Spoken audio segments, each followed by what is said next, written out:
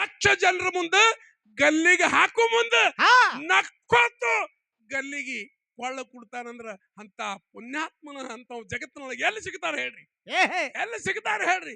ತಾಯಿ ಕಣ್ಣಾನ ನೀರು ದಳ ದಳ ದಳ ಹರಿತೀವು.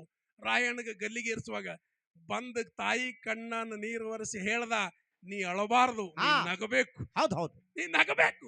ಇಂಥ ಮಗನ ಹಡ್ದಿದೆಲ್ಲ ನಿನ್ನಂತ ತಾಯಿ ಜಗತ್ತಿನೊಳಗೆ ನಿಂದ ಕೋರು ಉಳಿಸ್ತದ ಅಂತ ಹೇಳಿ ರಾಯಣ್ಣ ಹೇಳ್ದ. ಅದಕ್ಕೆ ಆತ್ಮೀಯ ಬಂಧುಗಳೇ, ಈ ಭಾರತ ಭೂಮಿಯಲ್ಲಿ ಕನ್ನಡ ನಾಡಿನಲ್ಲಿ ಈ ಸಿದ್ಧರ ಒಂದು ಸ್ಥಾನದಲ್ಲಿ ಬಹಳ ದೊಡ್ಡ ಶಕ್ತಿ ಅದ.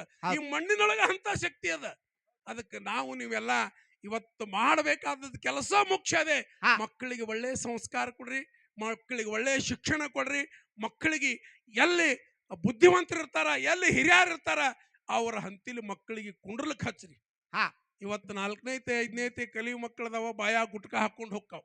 ಮತ್ರಿ ಸ್ವಾದ ಭಾಳ ಅದು.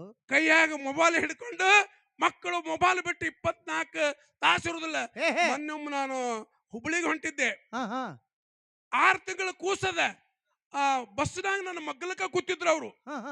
ಆ ತಾಯಿ ಕೂಸ ಅಳ್ಳಾಕತ್ತದ, ಏನ್ ಮಾಡಿದ್ರು ಗಪ್ಪಾಗಲಾಗ್ಯದ.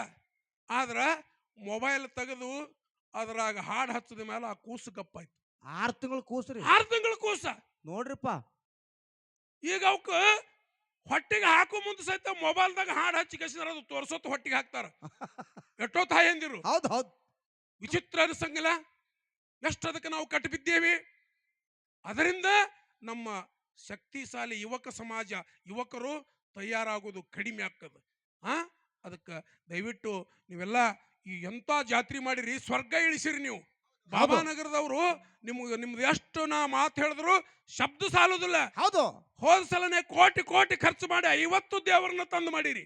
ಮತ್ತು ಈ ಸಲ ಇಂಥ ಈ ಮಂಟಪ ದೇವರೆಲ್ಲ ಕರೆಸೋದು ನೋಡಿದ್ರೆ ನಾನು ನಿಜವಾಗೂ ದೇವ್ರನ್ನ ಯಾವಾಗಲೂ ಕಣ್ಣು ಮುಚ್ಚಿ ನಮಸ್ಕಾರ ಮಾಡಬೇಡ್ರಿ, ಕಣ್ಣು ತೆರೆದು ನಮಸ್ಕಾರ ನೋಡ್ಕೊತ ದೇವರಿಗೆ ನೋಡ್ಕೊತ ನಮಸ್ಕಾರ ಮಾಡ್ರಿ. ಹೌದು, ಇದು ನನಗಿಂತದೆಲ್ಲ ನೋಡೋದು ಭಾಗ್ಯ ನೀವು ತಂದು ಕೊಟ್ಟಿರಲ್ಲ.